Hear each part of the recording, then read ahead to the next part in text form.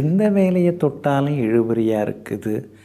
ரூ. 10 இந்த வேலையை முடிக்கலான்னு பார்த்தா ரூ. 30 ஆயிடுச்சு. இப்படி செலவாகவே இருந்துக்கிட்டே இருக்கேன்னு கடந்த 2.5 வருஷமாகவே நீங்கள் குழம்பிக்கிட்டே இருந்தீங்க. காரணம், ஏழரைச்சனியில் முதல் 2.5 வருடமாகிய விரயச்சனியில் இது வரைக்கும் நீங்கள் இருந்தீங்க. இந்த கையால் கட்டுக்கட்டாக எவ்வளவோ காசு செலவு பண்ணியாச்சு. ஆனால் எனக்குன்னு எடுத்து எதுவுமே வைக்க முடியல, என் குடும்பத்துக்குன்னு எதுவுமே செய்ய முடியாமல் போயிடுச்சுன்னு பல நேரங்கள் நீங்கள் ஆதங்கப்பட்டு கொண்டு இருந்தீங்க. இப்போ அந்த விரயச்சனி எல்லாம் முடிந்து ஜென்மச்சனி உங்களுக்கு தொடங்கி இருக்குதுங்க. உங்கள் ராசிக்குள்ளார சனி பகவான் உட்கார்ந்துட்டாருங்க. பொதுவாக சனி பகவானை மந்தன் அப்படின்னு நாம் சொல்லுவோம். அப்போ ராசிக்குள்ளார உட்கார்ந்ததுனால எந்த வேலையை தொட்டாலும் கொஞ்சம் தாமதமாகும். தாமதமானாலும் தரமானதாக நல்ல விதத்தில் அது முடியுங்க. ஆனால் கொஞ்சம் அவசரப்படாமல் இருக்கணுங்க. 2 நாள் தள்ளி போதா சரி பரவாயில்ல, 3ஆம் நாள் முடிஞ்சால் கூட பரவாயில்ல அப்படின்னு கொஞ்சம் நீங்கள் பொறுமையாக இருந்துட்டிங்கன்னா இந்த ஜென்மச்சனியில் நீங்கள் ஜெயிச்சிடலாங்க. ஜென்மச்சனி அப்படின்னாலே சந்திரனோட சனி பகவான் சேரக்கூடிய காலம். அதனால் அம்மாவுக்கு அறுவை சிகிச்சை, மருத்துவ செலவுகள், அம்மாவுடன் கருத்து மோதல்கள் இதெல்லாமே வர்றதுக்கு வாய்ப்பு இருக்குது. உத்தியோகத்தாலோ அல்லது படிப்பாலோ அம்மாவை பிரிஞ்சு போகிறதுக்கான வாய்ப்புகளும் இருக்குதுங்க. எல்லாம் ஒரு வளர்ச்சிக்காக தாங்க ஏழரைச்சனி கொடுப்பாருங்க. அதே மாதிரி பெரிய பெரிய நோய்களெல்லாம் இருப்பதற்கான அறிகுறிகள் எல்லாமே உங்கள் உடம்பில் தென்படுங்க. ஆனால் அதை பார்த்து பயந்துடக்கூடாது.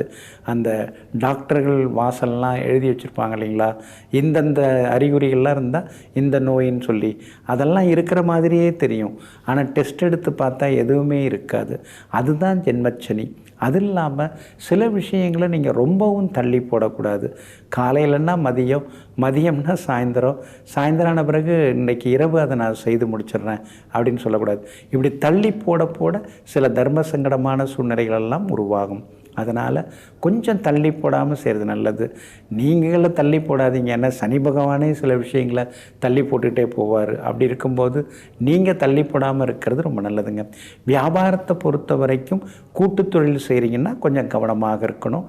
வேலையாட்களை தேர்ந்தெடுக்கிறீங்களா, அவங்க ஏற்கனவே எங்கே வேலை பார்த்தாங்க, அவங்களுக்கு வேறு ஏதாவது குற்ற பின்னணி இருக்கா அப்படின்னு தெரிஞ்சுக்கிட்டு அப்புறமா நீங்கள் வேலைக்கு சேர்க்கறது ரொம்ப நல்லதுங்க.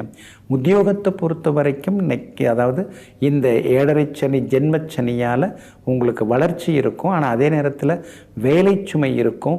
சில நேரங்களில் இடமாற்றங்கள் சிலருக்கு வர்றதுக்கும் வாய்ப்பு இருக்குதுங்க. வீணான வதந்திகள், பழிகள் இதெல்லாம் சுவக்கக்கூடிய வாய்ப்புகளும் இருக்குதுங்க. அப்படி இருக்கிறதுனால உத்தியோகத்தில் கொஞ்சம் கவனமாக இருக்கணும். மேலதிகாரிகளை பற்றி மற்றவங்கள்ட்ட ஏதாவது சொல்லின்னு இருக்காதீங்க. ஏன்னா சக ஊழியர்கள்ட்ட அதெல்லாம் நீங்கள் சொல்ல போனீங்கன்னா அது அப்படியே மேலதிகாரிகள் காதில் போய் விழும். அப்படி இருக்கிறதுனால தான் உண்டு தன் வேலை உண்டுன்னு பார்த்துக்கிறது நல்லதுங்க.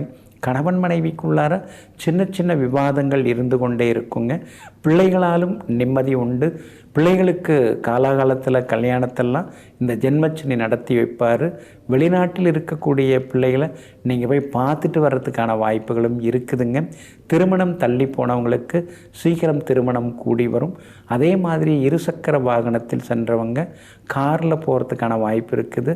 வாகன வசதியும் உங்களுக்கு அதிகரிக்குங்க. புகழ்பெற்ற கோவில்களுக்கெல்லாம் போய் வருவீங்க. குலதெய்வ கோவிலையும் நீங்கள் கட்டி முடித்து ஊர் மத்தியில் உங்களுக்கு செல்வாக்கு வர்றதுக்கான வாய்ப்புகளும் இருக்குதுங்க. எல்லா வகையிலுமே இந்த ஏழரைச்சனியால் நீங்கள் ஜெயிச்சு காட்டுவீங்க. அது மட்டும் இல்லாமல் பெரியவங்க ஆசீர்வாதம் எல்லாமே கிடைக்குங்க.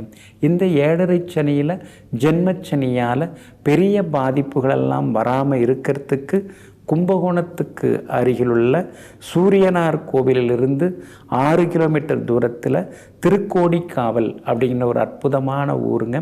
அந்த ஊரில் இருக்கிற சிவாலயத்தில் பால சனீஸ்வரராக சனீஸ்வர பகவான் அருள்பாலித்து கொண்டிருக்கிறாரு.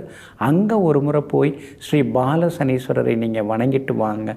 அவரே அங்கே இறைவனை வணங்கி வரம் பெற்றார். நான் பார்த்தாலே எல்லாரும் அவங்களுக்கெல்லாம் பிரச்சனை வருது, என்னை ஏன் இப்படி படைச்ச இறைவான்னு சொல்லி சிவனிடம் அவரே வேண்டிக் கொண்ட இடம். அந்த இடத்துக்கு நீங்கள் ஒரு முறை போய் வாங்க. அது மட்டும் இல்லாமல் மாற்றுத்திறனாளிகளுக்கு துணி உணவு இதெல்லாம் வாங்கி கொடுங்க. நிச்சயமாக உங்களுக்கு வெற்றி கிடைக்கும். பச்சரிசியும் தானமாக கொடுங்க. இந்த ஜென்மச்சனி உங்களுக்கு எல்லா முன்னேற்றத்தையும் அள்ளி கொடுக்குங்க. நெஞ்சிற்கினியவர்களே, குருவாரமாகிய இன்றைய நாள் உங்களுக்கு மகான்கள், யோகிகள், தவசிகள், சந்நியாசிகளின் ஆசீர்வாதத்தால் அற்புத வெற்றி திருநாளாக அமையட்டும்.